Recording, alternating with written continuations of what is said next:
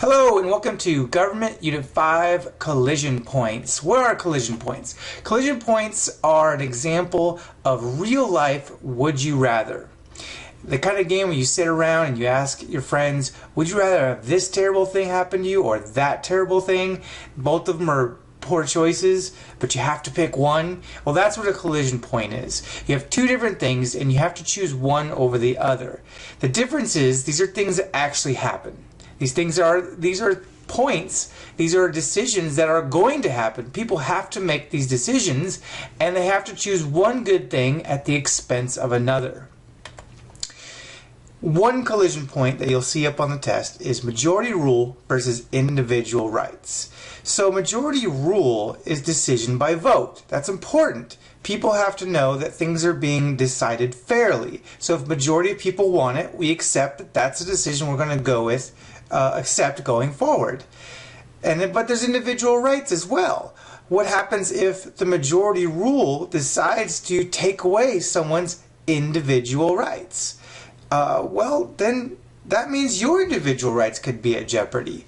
But then if we always go against majority rule, always taking the side of individual rights, well, if too many people feel like their voice is not being heard, especially if it's the majority, well, that's how things like the Civil War happen. So you can't just ignore majority rule, but you can't let the majority get so strong and so powerful that it starts to crush individual rights for the unpopular people, because eventually people in the majority could end up in the minority and then their rights are being lost. Balancing between the two, there's no easy answer. It is one of those decisions that politicians have to make all the time, and then you as voters will have to make a decision on when you're voting for one piece of legislation or another. Liberty versus equality. This is pretty simple. Liberty is freedom to do what you want. Equality is ensuring everyone has the same opportunity no matter who you are. We talked a lot about this in Unit 1. Liberty in the form of taxes. The more you're taxed, the less freedom you have. If the government taxes you $10, you do not have freedom to use that $10 how you want. You've lost freedom. However, the reason why that freedom is taken from you is so that the money can be spent on things like roads or the WIC program to help young mothers, or to help poor mothers, poor families, food stamps, education. These are all things that the government doesn't help you out with, doesn't help your community out with. Maybe you don't have them. If there's pure freedom and no taxes whatsoever, then the poorest communities will have no schools. I'm not talking about college, I'm talking about elementary schools, because who's going to pay for it? The government helps pay for these things. So we can't have absolute pure freedom and no taxes, but at the same time we understand that your money is your money. You still need to have some freedom to use your money how you will, so we can't overtax you as well in the name of equality. So that's a tough decision that has to be answered differently every year depending on the situation, depending on the circumstances. How much do we tax people in the name of the common good, in the name of equality? Civil disobedience versus rule of law. Civil disobedience, we know what that is. That's refusing to follow an unjust ruling or law and accepting the consequence. Rule of law, protecting people's rights and freedoms through law enforcement.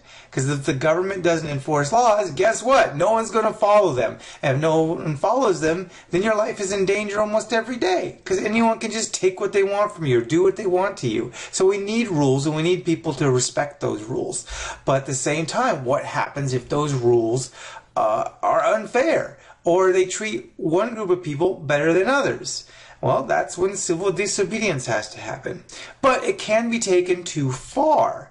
That's where rule of law isn't always going to be subject to what people believe as far as is rule right or wrong. Because at the Michael Brown situation, Michael Brown was killed by a police officer and people protested it by rioting and destroying storefronts and hurting people.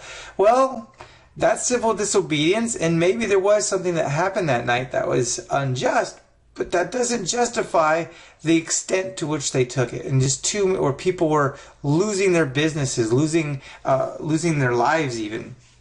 That's where civil disobedience has to bow before rule of law.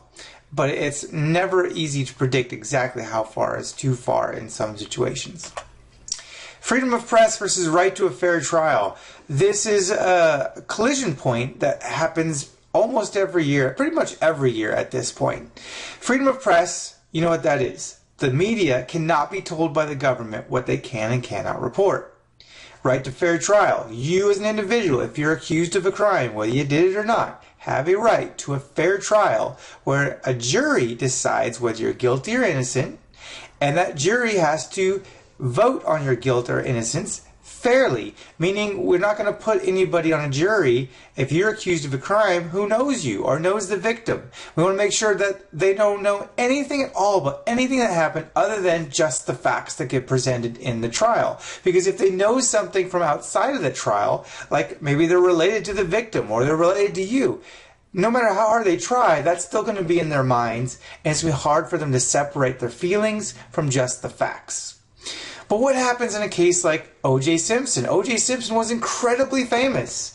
Not only is a football star, Hall of Fame, major football star in the 70s, but in the 80s, he was in the early 90s, he was in a very successful series of movies. So even if you didn't care about football, you still knew who this guy was because he was all over the place. He was in commercials even. This guy was massive.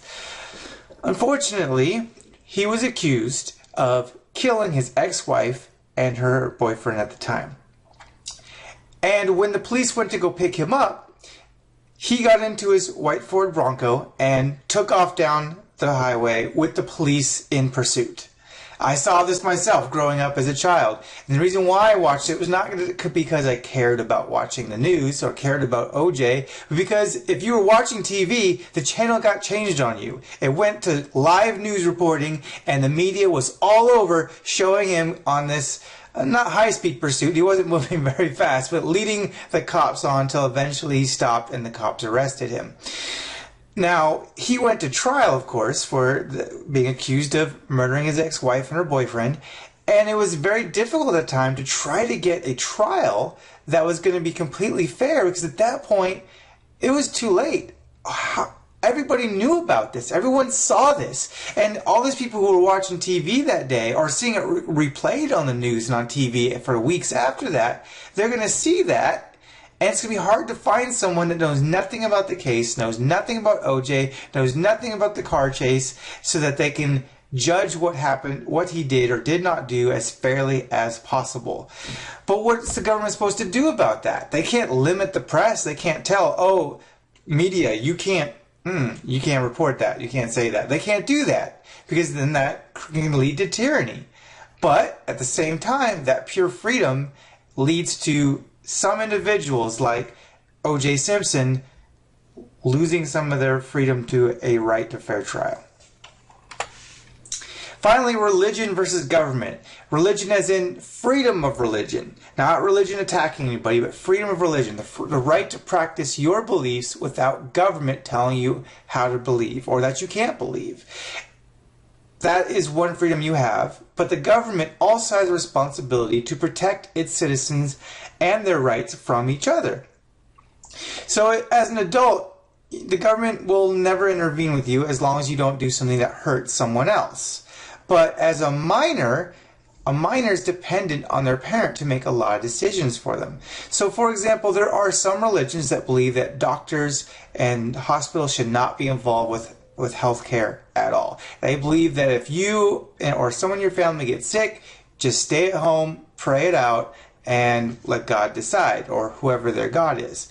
Now the problem is if you're an adult and you make that decision, fine. No one can get in trouble with that. If that's what you believe, as a legal adult, you have the right to do that. But like I said before, minors rely on their parents to make those kind of decisions. So what happens if parents let their child die from something that could have been treated, that could have been 100% prevented by a hospital, by doctors? Freedom of religion versus government's responsibility to protect us and protect people that can't make their own decisions, can't defend themselves, like many children. This is a difficult situation. It hasn't really been fully resolved. There have been cases where this has happened and the child died and the parents went to jail. They were punished for it. There's been other times when the case went before a court and the judge decided that no, the parents were within their freedom of religion to practice this way. And then there's been some cases where the parents were convicted and later had the court case overturned by a judge. We're still figuring this out, and these issues have happened very recently. This keeps coming up because there's not one set precedent for judges to follow.